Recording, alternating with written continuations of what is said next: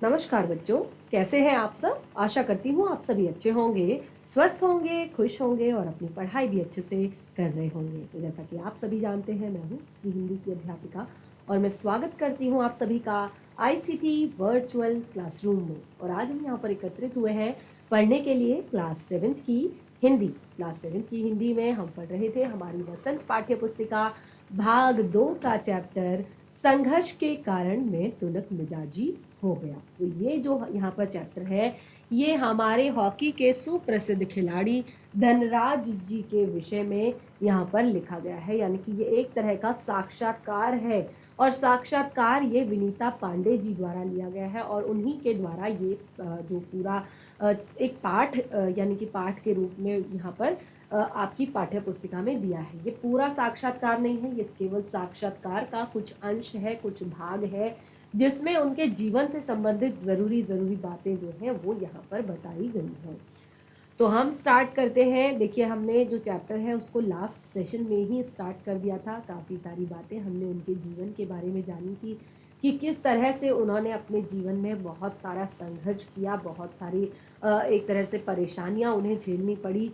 और उसके बाद जब वो हॉकी यानी कि अपने एक तरह से खेल में आए और उसके बाद कैसे फिर उन्होंने पीछे मुड़कर नहीं देखा और आज 35 वर्ष के जब वो हो गए हैं तो उस समय पर उनका ये इंटरव्यू, ये साक्षात्कार लिया जा रहा है विनीता पांडे जी द्वारा। तो चलिए स्टार्ट करते हैं। लास्ट सेशन में जितना पढ़ा था उसको एक बार रिवाइज करेंगे, फिर अपने टॉपिक को आगे कंटिन्यू करेंगे। तो देखिए, हमने यहाँ पर लास्ट सेशन में काफ़ी सारी चीज़ें पढ़ी थी। जैसे धनराज जी के बारे में हमने यहाँ पर पढ़ा था। धनराज जी के बारे में हमने यहाँ पर क्या पढ़ा था कि हॉकी के नामी खिलाड़ी धनराज आज जो है 35 वर्ष के हो गए हैं। ठीक है, और उनका साक्षात्कार विनीता पांडे जी ने लिया है। विनीता पांडे जी उनके साक्षात्कार ले रही हैं और उसी साक्षात्कार का कुछ अंश यहाँ पर लिखा जा रहा है, कुछ अंश यहाँ पर दिया जा रहा है। तो देखिए क्या यहाँ पर बताया, महान खिलाड़ी धनराज जी के व्यक्तित्व को रेखांकित करते हुए विनीता पांडे जी ने लिखा है कि वह आपको, यानी कि उनके पूरे व्यक्तित्व का एक तरह से सार वो यहाँ पर बताती हैं कि किस तरह का है उनका व्यक्तित्व। वो कहती हैं कि कभी वह आपको हंसाता है, कभी रुलाता है, कभी विस्मय से भर देता है तो कभी खीज से, यानी कि इरिटेट कर देता है, गुस्सा दिला देता है। उसके व्यक्तित्व में कई भाव शामिल हैं, उसके व्यक्तित्व में बहुत सारे भाव हैं, कई अलग अलग तरह के भाव हैं। उसने ठेठ जमीन से उठकर यानी कि जैसे कि उन्होंने बताया था कि वो बहुत गरीब परिवार से थे। वहां पर एक तरह से उनकी फैमिली में जो 2-3 भाई बहन वो थे, 3-4 भाई बहन, तो उनमें से जो यहाँ पर धनराज थे वो तीसरे नंबर के थे। और धनराज के पास जिस तरह से उनको हॉकी का शौक बचपन से ही था, तो उनके पास खुद की हॉकी स्टिक भी नहीं थी। उनको काफ़ी ज़्यादा इंतज़ार करना पड़ता था, काफ़ी सब्र करना पड़ता था और बच्चों से मांग कर वो हॉकी खेला करते थे और उसके लिए काफ़ी ज़्यादा सब्र उन्हें करना पड़ता था। और लास्ट में जब उन्हें उनकी हॉकी स्टिक मिली तो वो भी उनके भाई का जब सिलेक्शन हो चुका था तो उसके बाद उनके भाई ने उन्हें वो हॉकी स्टिक दी थी और वो भी नई नहीं थी, पुरानी थी। लेकिन धनराज के मन में इतनी ज़्यादा खुशी थी जैसे उनको नई हॉकी स्टिक मिल गई हो, यानी कि बहुत ज़्यादा वो खुश थे। और देखिए, इतने ज़्यादा गरीब परिवार से होने के बाद, एक ठेठ ज़मीन से जुड़े हुए इंसान होने के बाद उन्होंने आकाश का सितारा बनने तक का सफ़र तय किया, यानी कि काफ़ी सारी चीज़ें उनको अपने जीवन में मिली। तो देखिए यहाँ पर विनीता जो है वो बताती हैं, खिड़की पुणे की तंग गलियों से लेकर मुंबई के हीरानंदानी पोवई कॉम्प्लेक्स तक यह सफ़र बहुत लंबा और कष्ट साध्य रहा है। तो इस सफ़र के बारे में बताएं। तो देखिए यहाँ पर उन्होंने ये बताया, सबसे मेन बात है कि उनके जो दोनों बड़े भाई थे वो दोनों हॉकी खेलते थे। उनका बचपन बहुत ज़्यादा मुश्किलों से भरा था। उनके दोनों बड़े भाई हॉकी खेलते थे और इसी के कारण उनको भी हॉकी का शौक हो गया था। तो इस तरह से उन्होंने अपने बारे में यहाँ पर बताया। और फिर विनीता ने यहाँ पर उनसे पूछा कि आपका विद्यार्थी जीवन कैसा रहा, यानी कि एक तरह से आपकी स्कूलिंग कैसी रही, आपका विद्यार्थी जीवन कैसा रहा। तो आपने स्कूल के दिनों में आपके स्कूल के दिनों की यादें किस तरह से जुड़ी हैं? तो देखिए वो यहाँ पर अपनी पढ़ाई के बारे में कहते हैं कि वो पढ़ाई में बहुत ज़्यादा अच्छे नहीं थे। तो उन्होंने एक लाइन यहाँ पर कही है, लास्ट सेशन में हमने पढ़ी थी कि उन्होंने कहा था, मैं पढ़ने में बिल्कुल फिसड्डी था, यानी कि मैं बहुत अच्छा नहीं था पढ़ने में। मैं पढ़ने में बिल्कुल फिसड्डी था। किसी तरह मैंने 10वीं तक की पढ़ाई की और उसके बाद आगे का मामला तो बहुत कठिन था। बहुत ज़्यादा एक तरह से उनको पढ़ाई टफ लगती थी, उनका मन पढ़ाई में नहीं लगता था, उनके लिए पढ़ाई बहुत ज़्यादा कठिन थी। तो इसीलिए वो कहते हैं कि मेरी पढ़ाई के हिसाब से, यानी कि जिस तरह मैं पढ़ने में था, वो सारी चीज़ें वहाँ पर यहाँ क्लियर कर देते हैं कि वो कहते हैं, एक बात कहूँ, यदि मैं हॉकी का खिलाड़ी नहीं होता, यानी कि वो कहते हैं मैं पढ़ाई में इतना फिसड्डी था कि अगर मैं हॉकी का खिलाड़ी नहीं होता तो शायद एक चपरासी की नौकरी भी मुझे नहीं मिलती। यानी कि उनको पढ़ाई में बिल्कुल भी इंटरेस्ट नहीं था और उनको हॉकी खेलने में बहुत ज़्यादा इंटरेस्ट था। तो देखिए यहाँ पर आपको ऐसा नहीं बताया जा रहा है कि पढ़ाई ज़रूरी नहीं है, पढ़ाई भी ज़रूरी है, लेकिन आज के टाइम में अवसरों की कमी नहीं है। ऐसा नहीं कि आपको किताबी कीड़ा बनकर ही रहना है, आपने सिर्फ किताबें ही पढ़नी है, आपने सिर्फ बुक्स को पढ़ना है। अभी आप बहुत छोटे हैं, 7th क्लास में हैं, अभी से अगर आपकी कुछ शौक हैं, आपकी कुछ पसंद है, आपके कुछ गोल्स हैं, तो आप उनकी तरफ अगर काम करें, अगर आपको हॉकी खेलना पसंद है, अगर आपको क्रिकेट खेलना पसंद है, वॉलीबॉल खेलना पसंद है, फुटबॉल खेलना पसंद है, आप डांस बहुत अच्छा कर लेते हैं, आप बहुत अच्छा गा लेते हैं। आपने देखा होगा कि जितने भी हमारी जो टीवी में बहुत सारे ऐसे शो, रियलिटी शो जो आते हैं, चाहे वो डांस से रिलेटेड हो, म्यूज़िक से रिलेटेड हो, और गाने से रिलेटेड हो, तो काफ़ी छोटे-छोटे बच्चे आपने देखे होंगे उसमें कि किस तरह से इतनी कम उम्र में वो इतना अच्छा कर लेते हैं। तो वो यही है कि उनका इंटरेस्ट उसी तरफ है, वो उस चीज़ के लिए बहुत ज़्यादा रियाज़ करते हैं, प्रैक्टिस करते हैं। तो अवसरों की कमी आजकल नहीं है, यानी कि ऐसा नहीं है कि आपको पढ़ने में ही अव्वल बनना है। पढ़ाई भी बहुत ज़्यादा ज़रूरी है, उसके अलावा भी बहुत सारी चीज़ें हैं, यानी कि हम समाज में बहुत सारी चीज़ें और ऐसी हैं जिनकी तरफ आप ध्यान दे सकते हैं, अपनी रुचि जो है बढ़ा सकते हैं। तो यहाँ पर उन्होंने अपनी पढ़ाई के लिए कहा था कि यदि मैं हॉकी का खिलाड़ी ना होता तो शायद एक चपरासी की नौकरी मुझे नहीं मिलती। और देखिए फिर आगे यहाँ पर विनीता पांडे जी ने जो उनका एक तरह से साक्षात्कार लिया, तो सबसे ज़्यादा मेन जो प्रश्न है जो इसी चैप्टर में एक तरह से पूरा पाठ जो है इसी पर आधारित है कि आप इतने तुनुक मिजाज क्यों हैं। तुनुक मिजाज मैंने आप लोगों को बताया था किसे कहते हैं। तुनुक मिजाज वो होता है जो ज़रा ज़रा सी बात पर गुस्सा हो जाता है, ज़रा ज़रा सी बात पर उसे क्रोध आ जाता है, यानी कि वो ज़रा ज़रा सी बात पर चिढ़ जाता है। तो उन्होंने इसके काफ़ी सारे रीज़न बताए थे, काफ़ी सारी चीज़ें उन्होंने बताई थी कि मैं क्यों तुनक मिजाजी हो गया। तो जैसे सबसे मेन रीज़न तो यहाँ पर यही था कि इस बात का संबंध मेरे बचपन से जुड़ा है, यानी कि बचपन में ही वो ऐसे हो गए थे, उनको ऐसा माहौल मिला, ऐसी चीज़ें उनके साथ हुई कि उनका जो स्वभाव है वो बचपन से ही चिड़चिड़ा हो गया। यानी कि वो कहते हैं कि इस बात का संबंध मेरे बचपन से है और मैं हमेशा अपने आप को असुरक्षित महसूस करने वाला इंसान समझता रहा। आपने देखा होगा, ये बात भी मैंने यहाँ पर क्लियर की थी कि कई बच्चे ऐसे होते हैं जिनको अकेले वॉशरूम नहीं जाना होता, अकेले बाहर नहीं जाना होता, खाली कमरे में नहीं जाना होता, और वो बहुत ज़्यादा एक तरह से हमेशा डरे सहमे से रहते हैं। एक तरह से कहा जाए तो उनके अंदर जो है कॉन्फिडेंस जो लेवल होता है वो बहुत ज़्यादा कम होता है। तो वो कहते हैं कि मैं बचपन से इसी तरह का बच्चा रहा हूँ, क्योंकि बहुत सारी चीज़ें कारण इसका रीज़न बहुत सारी चीज़ें हैं। और वो कहते हैं मैं अपनी माँ को हमारे पालन पोषण के लिए मैंने बहुत ज़्यादा संघर्ष करते हुए देखा है। यानी कि जिस तरह से हमारी माँ ने हमारा पालन पोषण किया है, जिस तरह से माँ ने संघर्ष किया है जीवन में हमारे लिए, वो सब कुछ मैंने देखा है। और मेरी इस तुनक मिजाजी के पीछे कई कारण हैं, बहुत सारे रीज़न उन्होंने बताए थे। जैसे उन्होंने सबसे पहले बताया था कि बचपन में उनको कोई भी चीज़ जो है बहुत एकदम से नहीं मिली। देखिए ये तो खैर सभी के साथ होना चाहिए कि बच्चों को अभावों में जीना सिखाना चाहिए हमें, यानी कि उनको हर चीज़, अगर सारी फैसिलिटीज़ अगर हमने बच्चों को दे दी तो फिर ये होता है कि उनको पता है कि मुझे ये भी मिल जाएगा, मुझे वो भी मिल जाएगा, मुझे वो मेहनत करना नहीं जानते हैं, वो चीज़ों की कद्र करना नहीं समझते हैं। तो ये चीज़ तो है कि बच्चों को थोड़ा सा अभावों में पालना चाहिए। देखिए, एक अभावों में जानबूझकर पालना बच्चे को सही रास्ता दिखाने के लिए, और एक जिसका जीवन अभावों में ही गुजरा हो, इन दोनों चीज़ों में बहुत डिफरेंस होता है।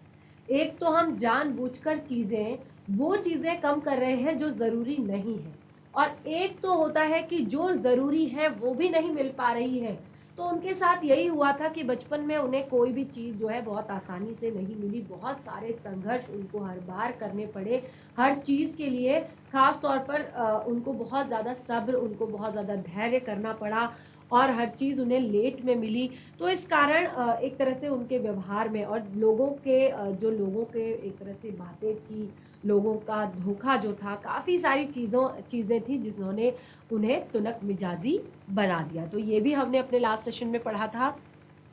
अब देखिए, चैप्टर आपका यहाँ पर लगभग लास्ट सेशन का सारा रिवाइज हो गया है। आपके परिवार की आपके लिए क्या अहमियत है, ये यहाँ पर लास्ट जो है हमने पढ़ा था। तो उन्होंने कहा, धनराज ने कहा, मैं सबसे अधिक प्रेरणा मुझे मेरी माँ से मिली है। यानी कि जो एक प्रेरणा जो मुझे मिली है किसी भी काम करने की, वो मुझे मेरी माँ से मिली है, क्योंकि उन्होंने हम सब भाई बहनों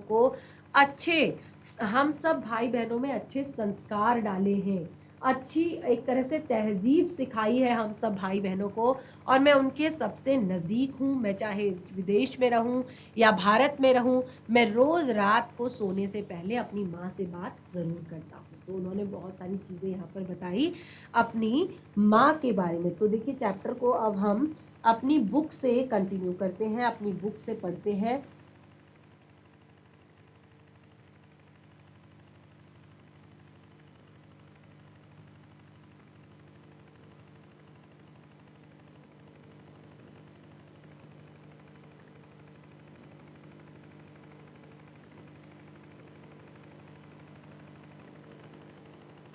देखिए, हमने यहाँ पर काफ़ी सारी चीज़ें जो है रिवाइज कर ली हैं, जो हमने अपने लास्ट सेशन में पढ़ी थी।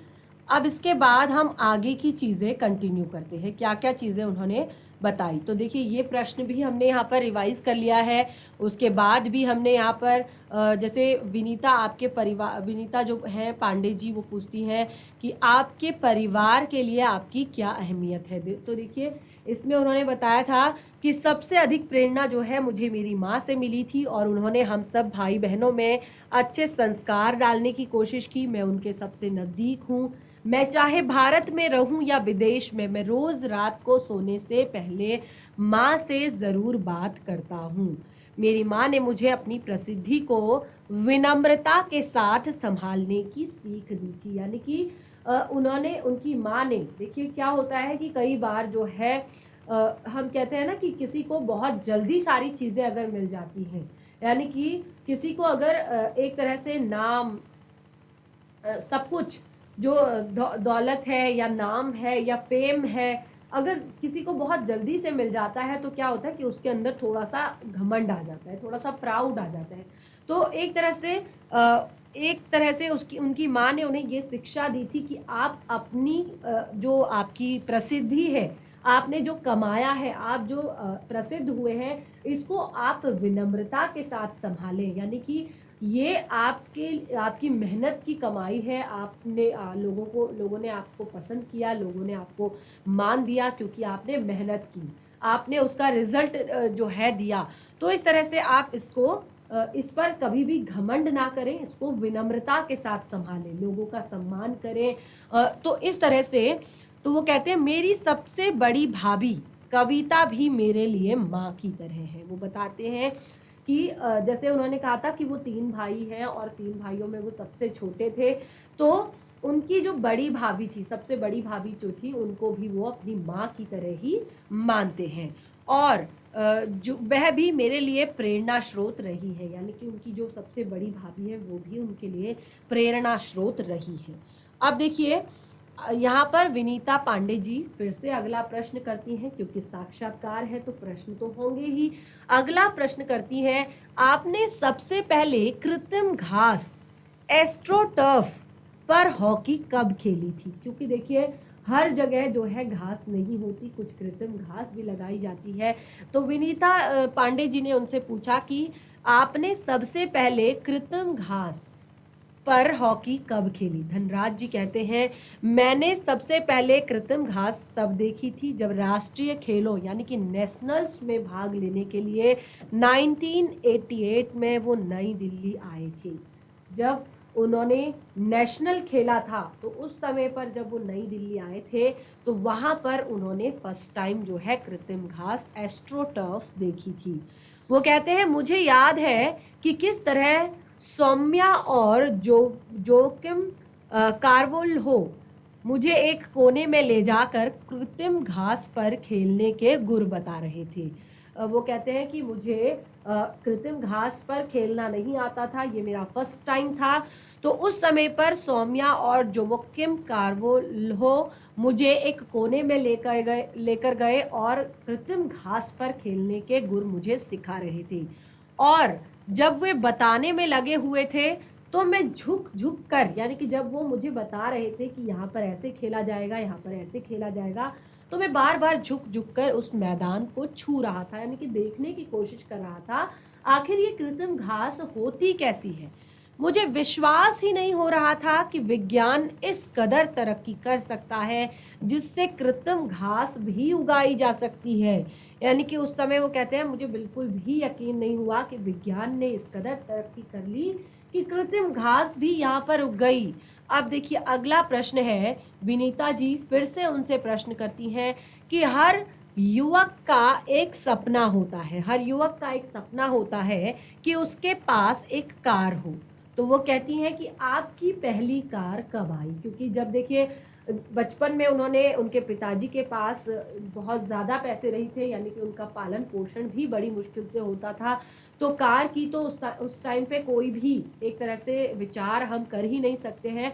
अब जब वो काफ़ी आगे बढ़ गए हैं, काफ़ी अच्छा खेल चुके हैं, तो विनीता जी कहती हैं कि हर युवक का सपना होता है कि उसके पास एक कार हो। तो आपकी पहली कार कब आई? तो वो कहते हैं, मेरी पहली कार एक सेकंड हैंड अरमाडा थी जो मुझे पहले के एम्प्लॉयर ने दी थी। तो वो कहते हैं कि मेरी जो पहली कार थी वो सेकंड हैंड थी और मुझे पहले के एम्प्लॉयर ने दी थी। जब तक मैं काफ़ी नामी खिलाड़ी बन चुका था, यानी कि काफ़ी ज़्यादा फेमस हो गया था, काफ़ी ज़्यादा आगे बढ़ गया था, तो मगर ज़रूरी नहीं कि शोहरत पैसा साथ लेकर आए। तो वो कहते हैं कि ज़रूरी नहीं कि आपके साथ शोहरत अगर आ रही है तो वो पैसा भी लेकर आए, क्योंकि उस समय पर जो ये बात जहाँ पर जिस टाइम की जा रही है उस समय पर पैसा जो है बहुत कम था। एक तरह से लोगों को बहुत ज़्यादा पैसा नहीं मिलता था किसी भी काम का। तो वो कहते हैं कि ज़रूरी नहीं कि हर कोई ज़रूरी नहीं कि शोहरत पैसा साथ लेकर आए। मैं तब भी मुंबई की, यानी कि जब वो बहुत ज़्यादा नामी खिलाड़ी बन गए थे, बहुत ज़्यादा फेमस हो गए थे, उसके बाद भी वो कहते हैं मैं मुंबई की लोकल ट्रेनों और बसों में सफ़र करता था, क्योंकि टैक्सी में चढ़ने की हैसियत मुझ में नहीं थी। यानी कि हमेशा ये नहीं कि आप फेमस हो गए हैं तो आप अमीर बन गए हैं, ठीक है। तो उन्होंने कहा कि मेरे पास बहुत सारा पैसा नहीं था कि मैं मैं टैक्सी ले सकूं, तो मैं मुंबई की लोकल ट्रेनों में सफ़र करता था। वो कहते हैं, मुझे एक बार की बात याद है कि किसी फोटोग्राफर ने एक भीड़ से भरे रेलवे स्टेशन पर मेरी तस्वीर खींचकर अगली सुबह अखबार में यह खबर छाप दी कि हॉकी का सितारा पिल्ले अभी भी मुंबई की लोकल ट्रेनों में सफ़र करता है। तो देखिए जो पत्रकार होते हैं या एक तरह से एंकर होते हैं, उनका काम ही यही होता है कि कहीं पर उन्हें कोई न्यूज़ मिल जाए, कोई ऐसी सनसनीखेज खबर मिल जाए जिससे कि लोगों के अंदर एक नयापन खबर में हो, लोगों के अंदर एक प्रश्न उठे और लोग उस पर आवाज़ उठाएं। तो उन्होंने क्या किया, वो कहते हैं एक फोटोग्राफर ने मेरी भीड़ से भरे रेलवे स्टेशन पर फ़ोटो खींच ली और अगले दिन अखबार में खबर छाप दी कि हॉकी का सितारा पिल्ले अभी भी मुंबई की लोकल ट्रेनों में सफर करता है। तो वो कहते हैं मैंने महसूस किया उस दिन मैंने महसूस किया कि मैं एक मशहूर चेहरा बन चुका हूं। यानी कि उस दिन तक उन्हें इस बात पर यकीन नहीं था, इस बात पर भरोसा नहीं था कि वो बहुत फेमस हो चुके हैं, मशहूर हो गए हैं। तो वो कहते हैं जब मेरा नाम न्यूज़पेपर में छपा और मेरी इस तरह से खड़े होने पर सवाल उठा, तो तब मुझे लगा कि हाँ, अब मैं एक मशहूर चेहरा बन गया हूँ और मुझे लोकल ट्रेनों में सफ़र करने से अब बचना चाहिए। लेकिन मैं कर ही क्या सकता था? वो कहते हैं कि मैं कर ही क्या सकता था? मैं जो भी थोड़ा बहुत पैसे कमाता था, उससे अपना परिवार चलाना पड़ता था और धीरे-धीरे पैसे जमा करके मैंने बहन की शादी की और अपनी माँ के लिए हर महीने पुणे पैसे भेजना शुरू किया। वो कहते हैं कि अपनी इस कमाई में भी धीरे-धीरे मैंने पैसे जोड़े और अपनी बहन की शादी की और उसके बाद अपनी माँ को पैसे भेजता रहा पुणे। तो वो कहते हैं आज मेरे पास एक फोर्ड आइकन है जिसे मैंने सन 2000 में खरीदा था, मगर वह किसी कॉर्पोरेट हाउस का दिया हुआ तोहफा नहीं, बल्कि मेरी मेहनत की गाड़ी कमाई से खरीदा हुआ है। तो वो कहते हैं कि आज मेरे पास एक फोर्ड आइकन है और वो मेरे को किसी ने गिफ्ट नहीं किया, बल्कि मैंने जो मेहनत की थी, मेरी मेहनत की गाड़ी कमाई का वो खरीदी हुई कार है। तो यहाँ पर विनीता जी उनसे फिर से प्रश्न करती हैं कि सफलता का आपके लिए क्या महत्व है। देखिए वो यहाँ पर फिर से प्रश्न कर रही हैं कि सफलता का आपके लिए क्या महत्व है। तो और फिर कहती हैं हॉकी को आपने इतना कुछ दिया, इसके बदले में आपको क्या मिला? तो वो कहती हैं कि सफलता का आपके लिए क्या महत्व है, कि आप सफल हैं, इसका आपके लिए क्या महत्व है। और हॉकी के लिए आपने इतना कुछ किया, यानी कि धनराज पिल्ले के कारण ही हमारे देश में हॉकी को जाना जाने लगा, लोग पहचानने लगे, लोग एक तरह से देखने लगे हॉकी के मैचों को।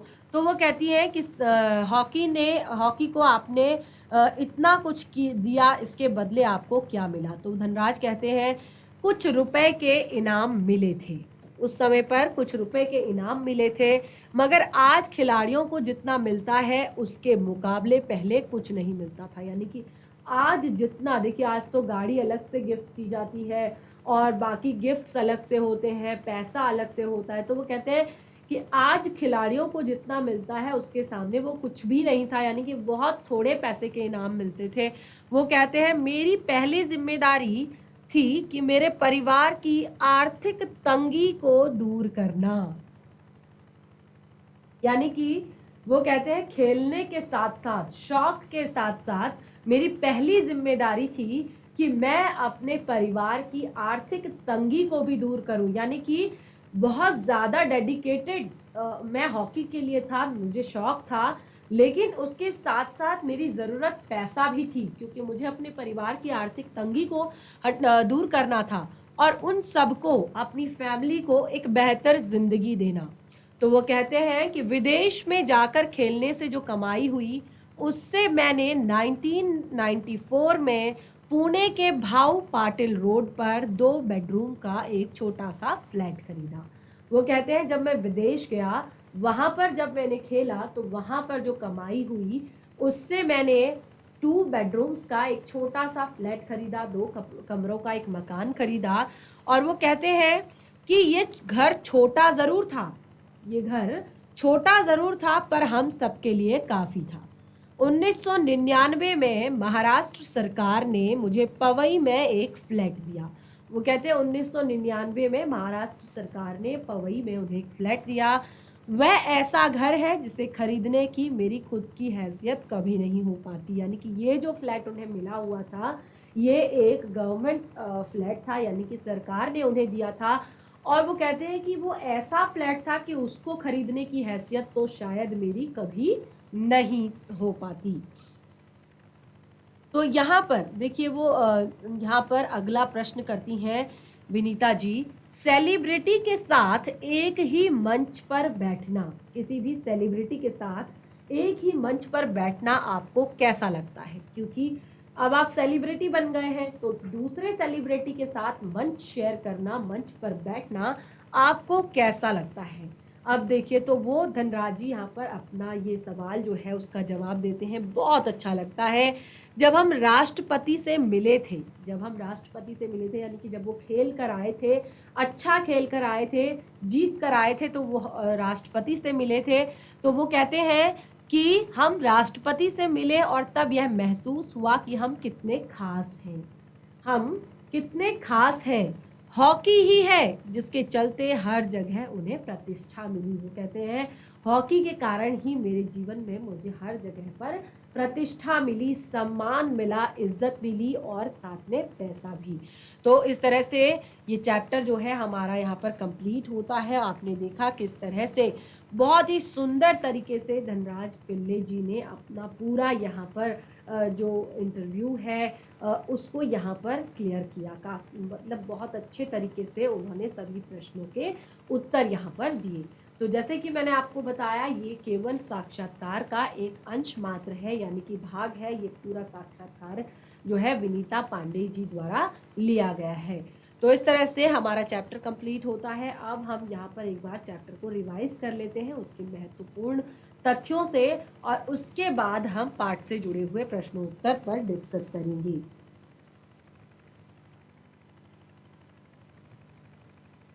तो देखिए यहाँ पर हमने जो अगला प्रश्न था वो पढ़ा था कि आपने सबसे पहले घास पर यानी कि कृत्रिम घास पर हॉकी कब खेली? तो वो कहते हैं मैंने जब से पहले कृत्रिम जो घास पर हॉकी खेली, जब मैं नेशनल में सबसे पहले मैंने तब कृत्रिम घास पर हॉकी खेली जब मैं नेशनल्स खेलने के लिए 1900 एक तरह 1900 आपका 99 में दिल्ली आया था। और वो कहते हैं मुझे याद है कि किस प्रकार से उन्होंने मुझे एक कोने में ले जाकर खेलना सिखाया था, यानी कि कृत्रिम घास पर कैसे खेला जाता है ये सिखाया था। और जब वे मुझे बताते थे तो तब मैं झुक झुक कर उस ज़मीन को छूकर देख रहा था, यानी कि मैं देख रहा था कि इस पर खेला कैसे जाएगा, ये कैसे ये एक तरह से ये ज़मीन इस तरह से साइंस की तरक्की से किस तरह से ये ज़मीन बनी है। विनीता सफलता का आपके लिए क्या महत्व है? तो उन्होंने कहा कि सब कुछ रुपए इनाम में मिले थे, लेकिन आज के खिलाड़ियों को जितना मिलता है उस समय पर नहीं मिलता था। और वो कहते हैं कि मेरी पहली जो जिम्मेदारी थी वो मेरी फैमिली थी, मेरा परिवार थी, और वो थी कि मैं परिवार की आर्थिक तंगी को दूर करूं, मैं परिवार को एक अच्छी जिंदगी दे सकूं, क्योंकि जीवन भर उनके माता पिता ने संघर्ष किया था अपने बच्चों को पालने के लिए, अपने बच्चों को का पालन पोषण करने के लिए, उन्हें पढ़ाने लिखाने के लिए। तो वो कहते थे कि मैं अपने परिवार को एक अच्छी जिंदगी देना चाहता था। तो देखिए इस तरह से हमने यहाँ पर अपना चैप्टर जो है कंप्लीट कर लिया है। हर एक पार्ट को हमने रिवाइज भी कर लिया है, और मैं आशा करती हूँ कि ये चैप्टर आपको पसंद आया होगा और साथ में आपको समझ भी आया होगा। तो आप इस पाठ से जुड़े हुए प्रश्नोत्तर को घर पर करने का प्रयास करें। यदि कोई भी डाउट होता है, कोई भी समस्या होती है, कोई भी परेशानी होती है, तो नेक्स्ट सेशन में ज़रूर क्लियर करें। तो इस तरह से हमारा आज का सेशन भी यहीं पर कंप्लीट होता है। हम मिलेंगे अपने नेक्स्ट सेशन में, तब तक के लिए धन्यवाद। आपका दिन शुभ हो।